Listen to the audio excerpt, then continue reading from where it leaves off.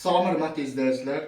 Bu günləri biz Avropanın İCMWF hava tədqiqatları mərkəzi, yəni xüsusilə də Avropanın orta mənzilli hava tədqiqatları mərkəzinin bu qlobal hava analizlərinin modelləri ilə tanış oluruq. Bu model xüsusilə də El Niño və xüsusilə də bu son zamanlarda artıq yayılan məlumatlara əsasən super El Niño hadisələrinin və eyni zamanda Hind okeanı diponunun Qafqaz ərazisinə, yəni regionumuza, Xəzər hövzəsi ölkələrinə, Azərbaycan ərazisinə, Qafqazın şimalına, Qafqazın cənubuna, qonşu ölkələrə, Gürcüstana, Türkiyəyə necə təsir edə bilər və bu Rusiya ərazisindəki soyuq hava dalğalarının hansı hallarda Qafqazın cənubu, Azərbaycan ərazisinə daxil olması ehtimalları var?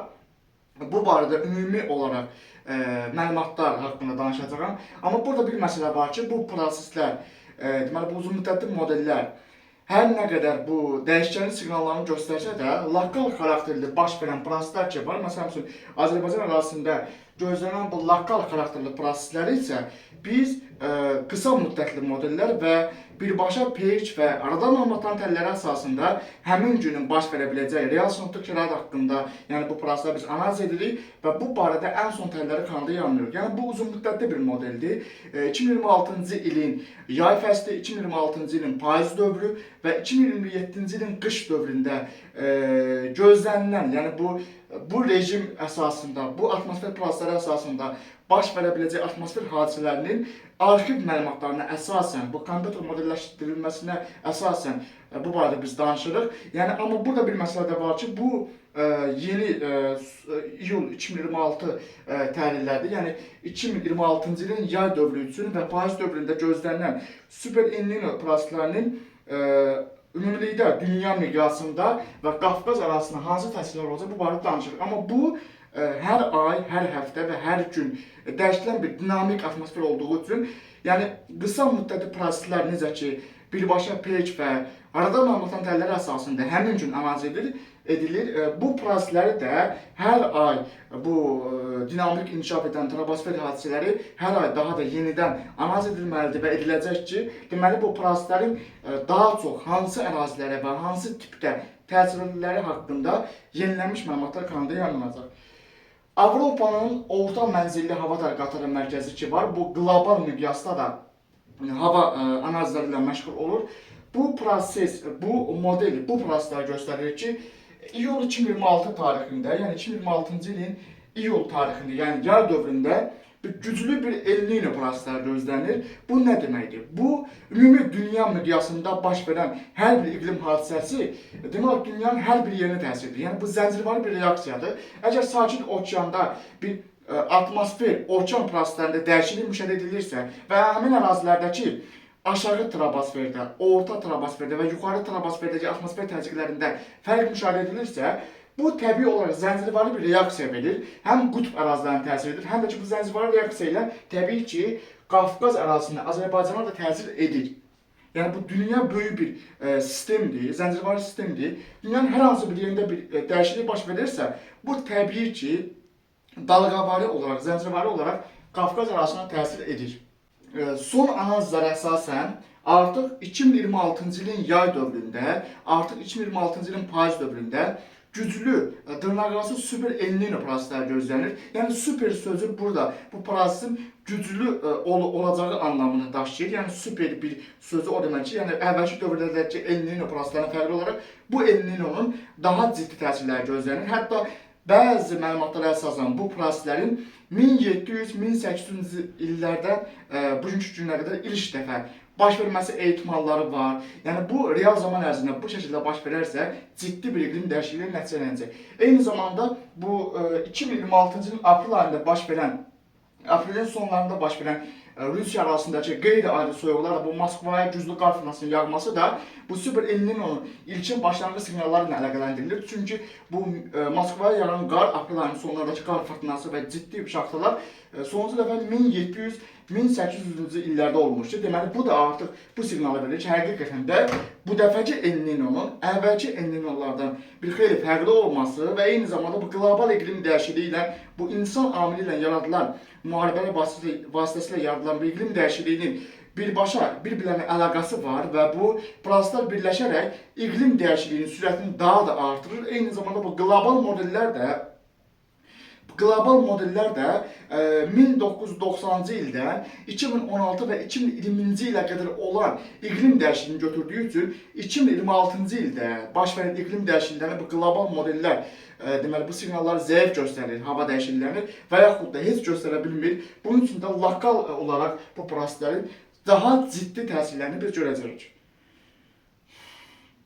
2026-cı ilin yay aylarında Super El Niño nəticəsində bu Amerika materiki, həm Şimali Amerika, həm də Cənubi Amerika eyni zamanda Sakit Okeanın böyük bir ərazilərini əhatə etməsi gözlənilən yuxarı troposferdə, baxın yuxarı troposfer, yəni troposferin aşağı qatları yox, orta qatlarda yox, yuxarı qatlarında artıq bu stratosfer qatına yaxın olan bir yerlərdə və yuxarı qatlarında atmosfer təzyiqində ciddi bir azalma gözlənir. Bu da Sakit Okeandakı rütubətli hava axınlarının yüksəlməsinə səbəb olacaq. Deməli, dünya artıq əvvəlkindən daha çox rütubətli olacaq və oradakı istiliyin də əvvəlkindən daha çox atmosferə, okeandakı istiliyin də əvvəlki illərdən daha çox atmosferə yayılması gözlənilir. Deməli, atmosferə bir istilik yayılması və rütubət yayılması baş verəcək. Və eyni zamanda bu Hind okeanı ərazisində də Hind okeanı dipologi var. Bu da yuxarı troposferdə, Hind okeanı ərazisində isə yüksək atmosfer təzyiqinin aktiv olması gözlənir. Bu da o deməkdir ki, deməli, bir qayda olaraq, əgər atmosfer proseslərindən anlayışınız varsa, bir qayda olaraq belə bir təsəvvür beyninizdə yaradın ki, bu aşağı troposferdəki antisiklon deyil, orta troposferdəki antisiklon da deyil, bu yuxarı troposferdəki antisiklondur. Deməli, o deməkdir ki, bu Hind okeanı ərazisində formalaşması gözlənilən antisiklonik bloklanmanın yuxarı troposferə, troposferin yuxarı qatlarında bu şəkildə bir hərəkət gözlənilir. Baxın, bu şəkildə. Yüksək atmosfer təzyiqi bu şəkildə hərəkət edəcək və artıq bu Hind okeanı ərazisindən, troposferin yuxarı qatlarından Hind okeanı ərazisinə və bu Afrika ərazisindəki bu mini siklon sisteminin də təsirləri ilə həm Hind okeanında rütubətli hava axınlarının Qafqaz regionuna daşınması gözlənilir, həm də ki, Afrika ərazisindən isti hava axınlarının Qafqaz regionuna daşınması gözlənilir. Deməli, 2026-cı ilin yay dövründə və payız dövründə, ən çox da 2026-cı ilin payız dövründə bu Hind okeanı dipolunun aktiv olması nəticəsində Qafqaz ərazisi həm isti hava dalğalarının təsiri altında olacaq, həm də rütubətli hava axınlarının təsiri altında olacaq. Eyni zamanda, xüsusilə də Qərbi Rusiyada isə orta troposferin yuxarı qatlarında atmosfer təzyiqində artım ehtimalı yoxdur. Bu da o deməkdir ki, şimaldan da münbir sinoptik şəraitin nəticəsində tez-tez sərin və soyuq hava dalğalarının regiona müdaxiləsi gözlənir. Azərbaycan arasındakı risk isə ondan ibarətdir ki, region həm isti hava dalğalarının təsiri altında olacaq, baxın, həm isti hava dalğalarının təsiri altında olacaq, həm də rütubətli hava axınlarının bu Afrikanın, bu ekvatordan daşınan, yuxarı troposferlə daşınan rütubətli hava axınlarının təsiri altında olacaq, həm də ki, sərin hava dalğalarının təsiri altında olacaq. Deməli, Azərbaycan ərazisi 3 və 4 atmosfer proseslərinin təsiri altında olacaq ki, bu da regionda qlobal modellərin göstərmədiyi şəkil, yəni göstərdiyi zəif bir proseslərin belə real zamanda daha da iqlim dəyişikliyinin təsiri ilə artaraq, daha da qat-qat ciddi bir təsirləri gözlənir Azərbaycan ərazisində. Bu nəyə baş verəcək? Bu nəyə səbəb olacaq? Azərbaycan ərazisində 2026-cı ilin yay dövründə hava şəraitinin deməli, ümumi olaraq sabit keçməsi gözlənilmir, ciddi bir qeyri-sabitlik gözlənilir. Hava şəraiti, yəni 3-4 günlük, 5 günlük, ola bilər ki, yayın isti dövründə, iyul və avqust aylarında 3-4-5 günlük isti hava dalğaları müşahidə edilə bilər. Temperatur qəfildən 35, 40, 45, 50 dərəcədə arta bilər. Lakin bu proses uzun müddətli isti hava dalğaları ilə Qafqazı nəticələnməyəcək. Çünki troposferdə həm rütubət artır, həm istiliyi artır, həm də ki, bu şimaldan daxil olması gözlənilən bu sərin hava dalğaları artır. Deməli, bu proseslərin qarşılıqlı təsirləri nəticəsində 2026-cı ilin yay aylarında Qafqazın Cənubi Azərbaycan ərazisində davamlı bir şiddətli, uzun müddətli istilik dalğası gözlənilmir. Lakin hava şəraitinin, yəni bu müsbət 35, 40, 45 dərəcə istiliyin qəfildən əks təsirləri gözlənilir. Yəni hava şəraitinin yay ayları ərzində tez-tez dəyişilməsi gözlənilir. Yəni gözlənilən bu uzun müddətli isti hava şəraitindən əlavə olaraq isti hava ilə bərabər qəfil şiddətli fırtınalara, qəfil leysan parasitlərinə, qəfil dolu parasitlərinə, hətta mən deyərdim ki, yayın bəzi günlərində yüksək dağlıq ərazilərdə isə qəfil qar hadisələrinə belə biz artıq, yəni bu parasitləri artıq görəndə heyrətlənməməliyik. Artıq Bakı-Abşeron-Sumqayıt arasında da 2026-cı ilin yay dövründə və 2026-cı ilin payız dövründə qəfil gözlənilməz fırtınaların qopması, dolu parasitləri, ildırım leysan parasitlərində bir xeyli artım ehtimalları var. Qlobal modellər Avropanın İCMWF Hava Tədqiqatları Mərkəzi mart və aprel aylarında El Niño-nu bir qədər zəif göstərirdi. Lakin artıq may təhlilləri sonra göstərir ki, El Niño-nun hətta -3, -4 dərəcəyə qədər artması ehtimalları var ki, bu da artıq ciddi bir son dövrlərin ən güclü El Niño-sunun baş verməsi potensialını göstərir və bu da təbii olaraq troposferdəki həm istiliyin, həm də rütubətin artması nəticəsində ciddi bir iqlim dəyişikliyinə səbəb olacaq. Bu diaqram isə ona göstərir ki, bu super El Niño parasitlərinin şimal qütbündəki qütb siklonlarına hansı şəkildə təsir edəcək? Biz artıq bu siklonlara anlamağa başlamışıq ki, şimal qütbündəki troposferin yuxarı qatları və stratosferin aşağı qatlarındakı bu sürətli küləklər ki var, qərb küləkləri, bu küləklər nə qədər güclü olarsa, qış dövrü adətən şimaldakı soyuq hava cənuba doğru daha az yayılır. Lakin bu küləklər bir qədər tez-tez zəifləyərsə, şimaldakı soyuq hava artıq cənuba doğru yayılmağa başlayır. Biz burada qeyri-adi bir dəyişiklik görürük. Yay ayları da hazırda gördüyünüz kimi 2026-cı ilin iyun ayıdır və 2026-cı ilin iyun ayında burada qeyri-adi proses ondan ibarətdir ki, baxın, bu tünd rəng çoxillik göstəricidir. Ortalama çoxillik göstərici qırmızı tünd rəng. Yuxarıdakı ekstremal, maksimal bir həddir. Aşağıdakı isə minimal, ekstremal, minimal bir həddir. Deməli, biz orta xəttə diqqətlə baxanda görürük ki, bu qırmızı orta xəttdən yuxarıda yerləşən bu göy, tünd göy rəng isə onu göstərir. Faktiki bir vəziyyətdir. İndiki vəziyyət budur. Çoxillik göstəricisi isə budur. Hazırda şimal qütbündə çoxillik normasının xarakteristik olmayan bir ərazidə soyuq havanın depolanması müşahidə edilir. Bu yay ayları üçün xarakteristik olmayan bir prosesdir. Əslində qalsa hazırda iyun ayı olduğu üçün şimal buzlu okeana və şimal ərazilərinə daha çox günəş radiasiyası düşür iyun ayında. Lakin bunun əksini biz görürük ki, şimalda bir soyuq havanın yay ayları üçün xarakteristik olmayan bir dərəcədə yığılması müşahidə edilir. Və artıq diqqətlə baxanda biz görürük ki, tədricən iyul və avqust aylarına doğru isə biz bu soyuq havanı deməli yay ayı, yəni yayın ən isti ayları olan iyul-avqust aylarında isə oradakı soyuq havanın artıq buraxılmağa başlaması gözlənilir. Bu nə deməkdir? Əslində qalsa bir daha bildirirəm ki, normal bir vəziyyətdə yay aylarında şimalda soyuq hava əslində toplanmamalıdır. Oradakı soyuq hava artıq dağılmağa başlamalıdır. Amma hazırda faktiki olaraq biz görürük ki, soyuq hava şimalda toplanır və lakin artıq iyun ayının sonlarına doğru və iyul ayında, yəni yayın ikinci ayında isə bu soyuğun qoparılması, buraxılması ehtimalları var şimal qütbündən cənuba doğru. Bu da o deməkdir ki, yay aylarında da Rusiyanın qərbində və Asiya arasında, Avrasiya arasında, Azərbaycan arasında təsir edən bir proses gözlənilir ki, orada hava şəraitinin tez-tez dəyişilməsi ehtimalları var. Troposferin orta qatlarındakı bu siklonların ərazidə tez formalaşması ehtimalı var ki, burada şimaldakı sərin və soyuq havanın tez-tez Rusiyanın qərbindən, Xəzərin şimalından Azərbaycan arasına doğru daşınması ehtimalları var.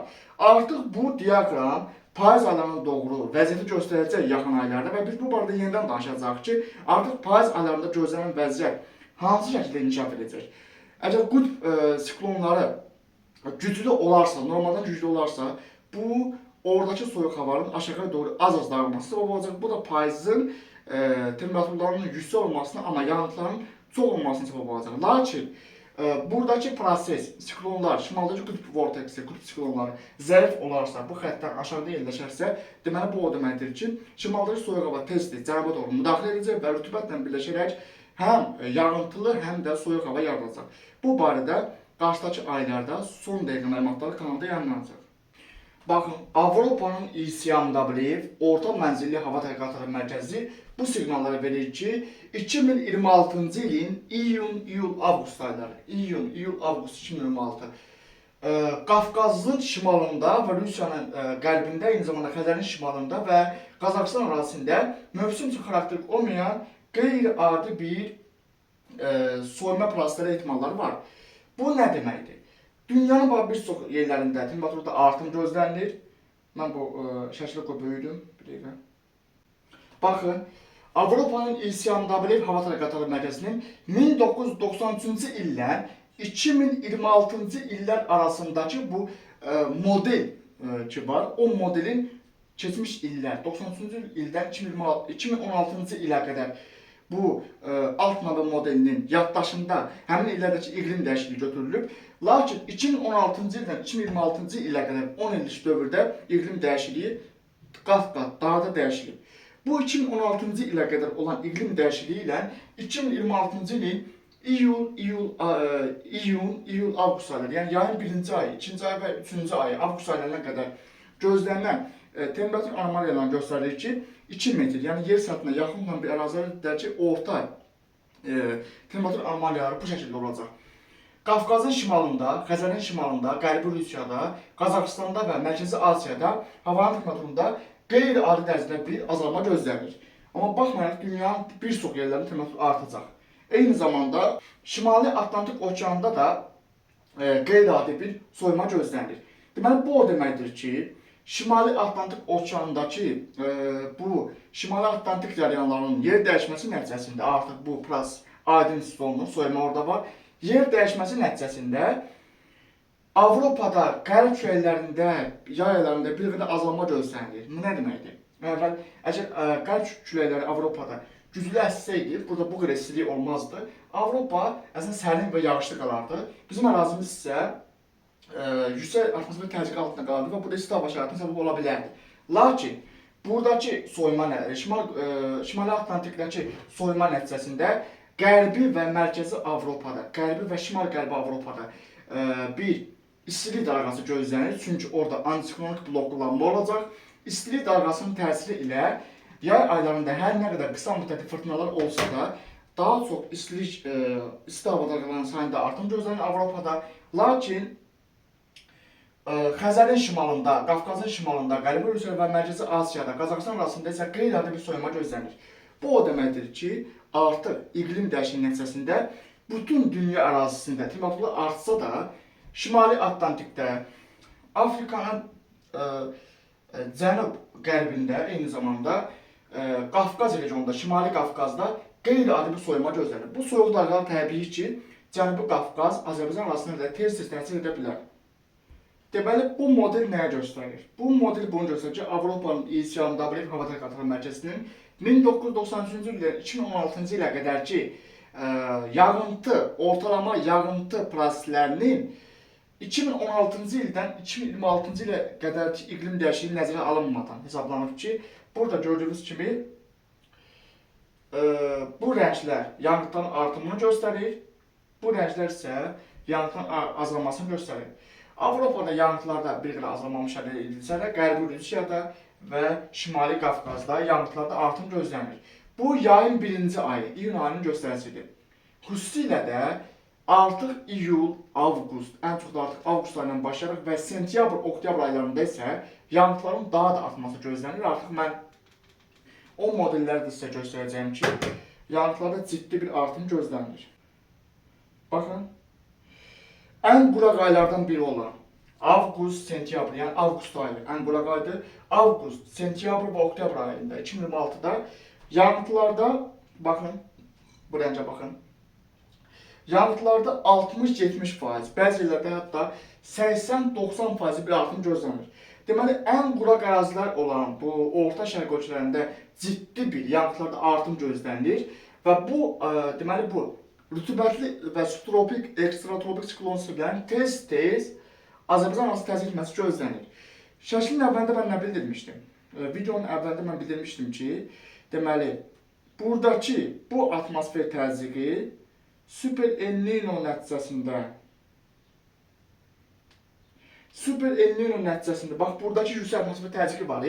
Bunun sol qolu ilə və siklonun sağ qolu ilə rütubətli hava yuxarı troposferdən bizə doğru daşınacaq.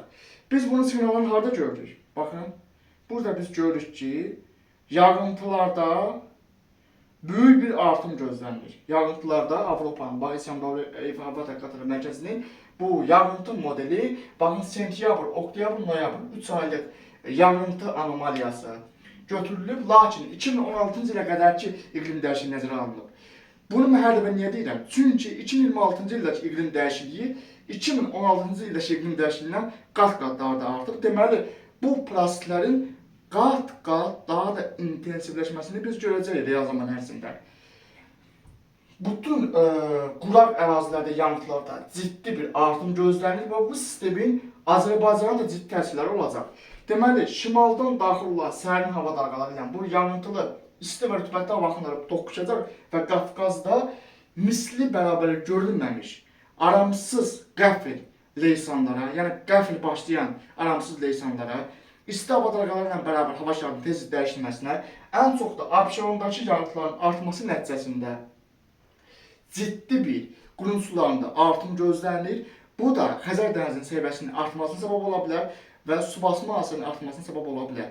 Yəni bu barədə artıq bunları nəzərə almaq lazımdır və ehtiyatlı olmaq lazımdır. Baxın, bu model Avropanın orta mənzilli hava tədqiqatları mərkəzinin xüsusi ilə də Orta Şərq ölkələri üçün gözlənilən yağıntı anomaliyalarını göstərir. Deməli, bu nə deməkdir? Baxın, Orta Şərq ölkələri üçün gözlənilən yağıntı anomaliyalarının təhlilləri bu siqnalları verir ki, Orta Şərq ölkələrində qeyri-adi bir dərəcədə yağıntılarda artım gözlənilir. Baxın, bu çox illik göstəricidir, bu sıfır xəttdir. Bu sıfır xəttindən aşağı olsaydı, yağıntılar normadan aşağı düşəcəkdi, bu siqnalları verir. Bu sıfır xəttindən yuxarı olduğu üçün, baxın, yuxarı olduğu üçün 2026-cı ilin payız dövründə bir daha bildirirəm ki, Orta Şərq ölkələrində ciddi bir iqlim dəyişikliyi gözlənilir. Yağıntıların artması mənasında bu ciddi bir iqlim dəyişikliyi gözlənilir və bu rütubətli subtropik siklonların da təbii ki, Qafqazın cənublarında tez-tez müdaxiləsi gözlənilir və Rusiyanın qərbindəki bu soyuma prosesləri ilə bu rütubətli proseslər toqquşacaq, baxın payız mövsümü. Çox ciddi bir yağıntıların ortalama göstəricilərində kəskin bir artım gözlənilir. Bu da ərazidə su basma hadisələrinin artması səbəb olacaq, quraqlıq dövrü sona çatacaq, sulluq dövrü artacaq, göllərin səviyyəsi artacaq, çayların sulluğu artacaq, dənizlərin sulluğu artacaq. Ciddi bir yağıntılar gözlənilir. Yəni bu ilin 2026-cı ilin payız mövsümündə xüsusi hazırlaşmaq lazımdır. Son illərdə görmədiyimiz, hətta mən deyərdim ki, son əsrlərdə görülməyən bir aramsız qəfil dəyişən hava şəraitinə biz artıq hazırlıqlı olmalıyıq. Mərkəzi Asiyada da yay və payız mövsümündə yağıntılarda tez-tez dalğalanma gözlənilir. Baxın, tez-tez aşağı azalıb çoxalma gözlənilir. Xüsusilə payız mövsümündə bu ciddi bir iqlim dəyişikliyindən xəbər verir. Bu barədə birbaşa, deməli həmin günü PEC və radar məlumatlarının təhlilləri əsasında və qlobal modellərin bu gediş məlumatları əsasında son dəqiqə məlumatları kanalda yayımlanacaq. Baxın, Mərkəzi Asiya ölkələri üçün gözlənilən temperatur anomaliyalarına biz baxanda görürük ki, 2026-cı ilin payız mövsümündə temperaturlarda azalma potensialı var. Baxın, 0-dan aşağıda temperaturlarda ciddi bir azalma potensialı var. Deməli, bu nə deməkdir? Dediyim kimi, soyuq hava dalğaları ilə Qafqazda cənubdan daxil olan rütubətli hava axınları toqquşacaq və ciddi bir iqlim dəyişikliyinə səbəb olacaq. Bir daha videonun başlanğıcına geri dönərək yaddaş təzəliyirəm. 2026-cı ildəki gözlənilən super El Niño, yəni dırnaqarası super, yəni güclü El Niño proseslərinin əvvəlki dövrlərdə müşahidə edilən El Niño proseslərindən daha güclü olması gözlənilir. Bu da hətta müsbət 3, müsbət 4 dərəcəlik bir temperatur yüksəlməsi səbəb olacaq. Lakin bu temperaturun yüksəlməsi sakit okeandakı atmosfer təzyiqinin yuxarı troposferdə azalması nəticəsində həm istiliyin, həm də rütubətin, nəmin əvvəlki dövrlərdən qat-qat daha çox hissəsini troposferin yuxarı qatlarına doğru daşınması gözlənilir. Troposferin yuxarı qatlarındakı prosesləri biz adətən bu qlobal modellər tərəfindən görmürük. Çünki qlobal modellər troposferin aşağı qatları və troposferin orta qatlarındakı atmosfer rejimlərini göstərir. Lakin bu Avropanın İCMW, Avropanın orta mənzilli hava tədqiqatları mərkəzinin bu modeli, bu sezonluq modeli isə bunu göstərir ki, super El Niño nəticəsində normadan çox artıq rütubətin və istiliyin atmosferin yuxarı qatlarına doğru, troposferin yuxarı qatlarına doğru daşınması gözlənilir. Hind okean ərazisində isə antiklon gözlənilir. Bu antiklon nə deməkdir? Bu antiklon yuxarı troposferdəki dönüşü ilə əlaqədar olaraq, baxın, Hind okeanından davamlı olaraq yuxarı troposferdən rütubətin nəmin Qafqaza daşınması gözlənilir.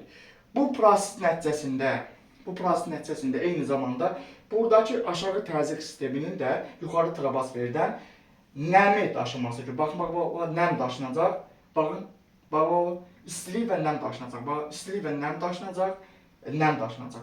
Deməli, kifayətlə ciddi bir rütubətin yuxarı troposferdən Azərbaycan arasına doğru daşınması gözlənilir.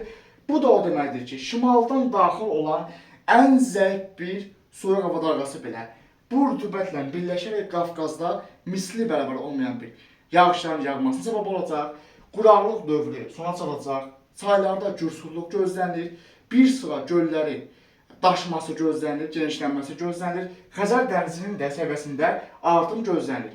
Amma bu son təhlil deyil, günlük hava təhlillərini izləmək lazımdır, saatlıq hava təhlillərini izləmək lazımdır, son peyk və radar məlumatlarını.